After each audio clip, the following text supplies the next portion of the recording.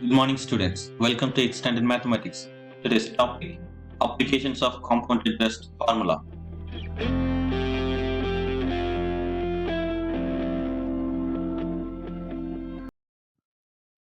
Dear students, last classல compound interest formula use பண்ணி compound interest ஓட value find out பண்ணோம்.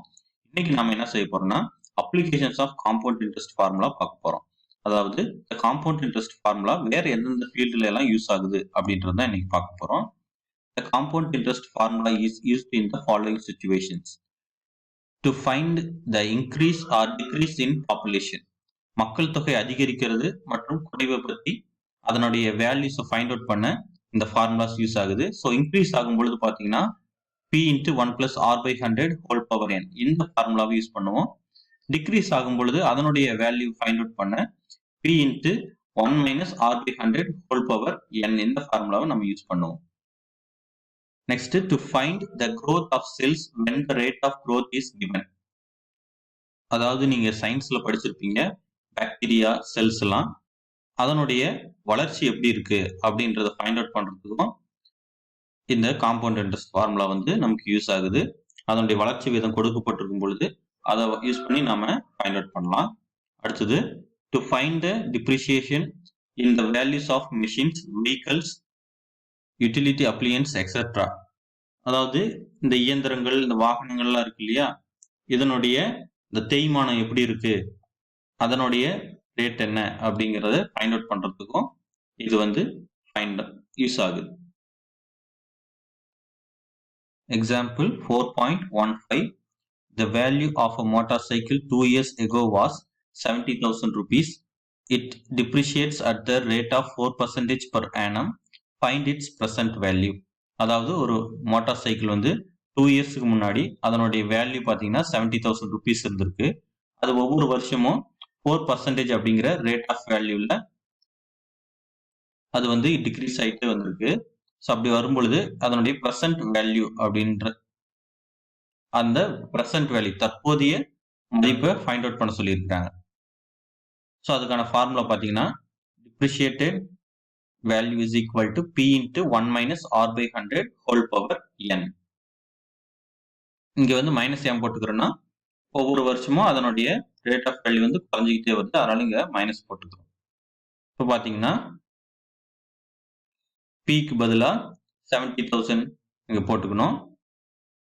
அதுதான் அந்த அமௌண்ட் நாம பிரின்சிபல் அமௌண்ட்டாக எடுத்துக்கிறோம். இன்ட்டு 1 - ஆரோட வேல்யூ வந்து 4. ஸோ 4/100. எண்ணுக்கு பதிலாக n அப்படிங்கிறது இயர்ஸ், இங்க இயர்ஸ் பார்த்தீங்கன்னா 2 இயர்ஸ் கொடுத்துருக்குறாங்க. ஸோ அப்போ பவர்ல வந்து 2 வந்துடும் எண்ணுக்கு பதிலாக. It is equal to 70,000 into cross multiply பண்ணா நமக்கு 100 - 4 டிவைடட் பை 100 வந்துடும் ஹோல் ஸ்கொயர். அடுத்தது 100ல இருந்து 4 மைனஸ் பண்ணா நமக்கு 96 கிடைக்கும். So 96 divided by 100 whole square.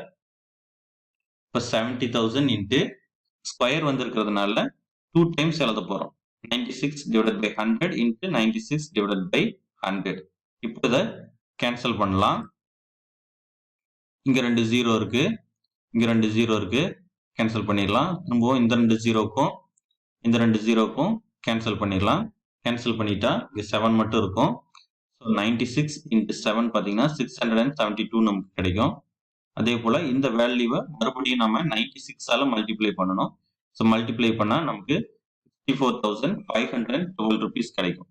So இந்த பைக் வந்து 2 இயர்ஸ்க்கு அப்புறமா அதனுடைய வேல்யூ எப்படி இருக்குன்னு பார்த்தீங்கன்னா 70,000 இருந்த பைக்கு இப்போ 64,512 rupees இருக்கும்.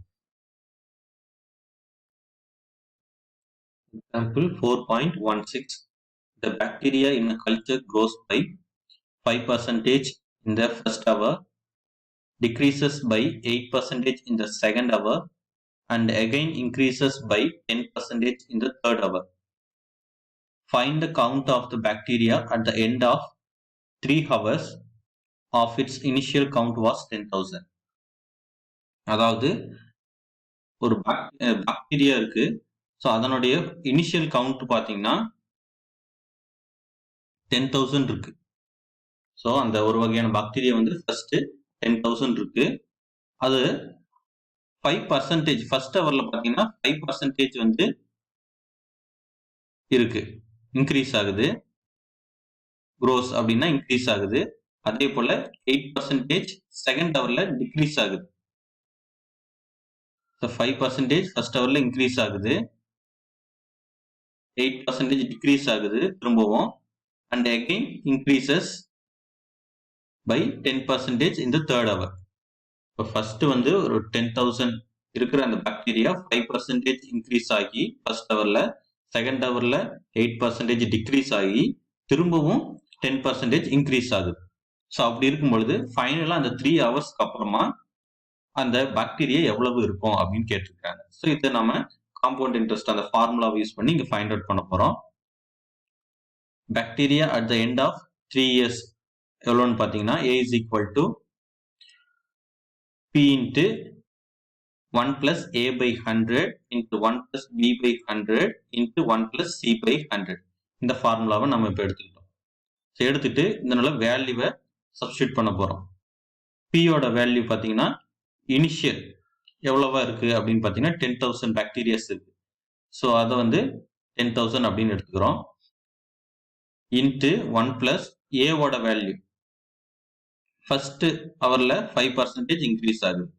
ஸோ அதை 5ன்னு எடுத்துக்கிறோம். ஏக்கு பதிலாக 5ன்னு எடுத்துக்கிறோம். ஸோ 5/100 இன்ட்டு 1 மைனஸ் போட்டுக்கிறோம். ஏன் இங்க மைனஸ் போடுறோம் அப்படின்னா செகண்ட் ஹவர்ல டிக்ரீஸ் ஆகுது. இதுதான் ரொம்ப முக்கியம். செகண்ட் ஹவர்ல பாத்தீங்கன்னா டிக்ரீஸ் ஆகுது. இப்போ டிக்ரீஸ் ஆகும் பொழுது கண்டிப்பா இந்த இடத்துல நமக்கு மைனஸ் வரும். ஸோ இது வந்து நீங்க இம்பார்ட்டண்டா பாத்துக்கணும். இந்த இடத்துல வந்து கண்டிப்பா நீங்க மைனஸ் போட்டு ஆகணும், பிளஸ் போட்டுறக்கூடாது, ஏன்னா அங்க டிக்ரீஸ் ஆகுது. ஸோ நெக்ஸ்ட் பாத்தீங்கன்னா 1 பிளஸ் 10/100 இங்க இன்க்ரீஸ் ஆகுது 10%, அதனால பிளஸ் 10/100 போட்டுக்கிட்டோம். அடுத்து 10,000 இன்ட்டு அது கிராஸ் மல்டிப்ளை பண்ணுங்க. 100 into 100, 1 into 5, 5 divided by 100. அடுத்தது 100 into 1, 100 minus 1 into 8, 8 divided by 100. அதே போல இதையும் கிராஸ் மல்டிப்ளை பண்ணீங்கன்னா 100 plus 10 divided by 100 வந்துடும். நெக்ஸ்ட் பாத்தீங்கன்னா 10,000 into 100 plus 5, 105 divided by 100. அடுத்து 100ல 8 போனா 92 divided by 100 into 10 plus 100 plus 10 இருக்கு. அப்ப 110 வந்துடும் divided by 100. இப்போ இதை கேன்சல் பண்ணலாம். கேன்சல் பண்ணீங்கன்னா 0க்கும் 0க்கும் கேன்சல் ஆயிரும். அதே போல இந்த 2 0க்கும் இந்த 2 0க்கும் கேன்சல் ஆயிருச்சு. அடுத்தது இங்க ஒரு 0 இருக்கு, இங்க ஒரு 0 இருக்கு, கேன்சல் பண்ணிடலாம். நெக்ஸ்ட் இருக்கிற நம்பர்ஸை கேன்சல் பண்ணுவோம். 10க்கும் 92க்கும் கேன்சல் பண்ணலாம் 2 டேபிள்ல. 5 2s are 10, 4 2s are 8, balance 1 இருக்கு, 12, 6 2s are 12, 46 வந்துடும். அகைன் 5 டேபிளால இந்த 5ஐயும் 105ஐயும் நம்ம கேன்சல் பண்ணலாம். 1 5s are 5, 2 5s are 10, 1 5s are 5, 21. So 21 into 46 multiply பண்ணீங்கன்னா நமக்கு 966 கிடைக்கும்.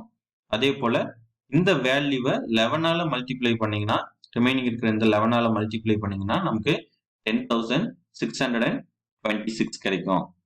ஸோ இதுதான் டோட்டல் வேல்யூ. அப்ப 3 ஹவர்ஸ் அப்புறமா பாத்தீங்கன்னா அதனுடைய வேல்யூ எவ்வளவு இருக்கும்? ஆரம்பத்துல 10,000 இருந்த இந்த பாக்டீரியா ஃபைனலா 3 ஹவர்ஸ்க்கு அப்புறம் 5% இன்க்ரீஸ் ஆகி திரும்பவும் 8% டிக்ரீஸ் ஆகி திரும்பவும் 10% இன்க்ரீஸ் ஆகும் பொழுது அதனுடைய டோட்டல் கவுண்ட் வந்து 10,626 இருக்கும். இது போலதான் இந்த காம்பவுண்ட் இன்ட்ரெஸ்ட் ஃபார்முலா மற்ற இடங்களிலும் பயன்படுது. So thank you students. Have a wonderful day.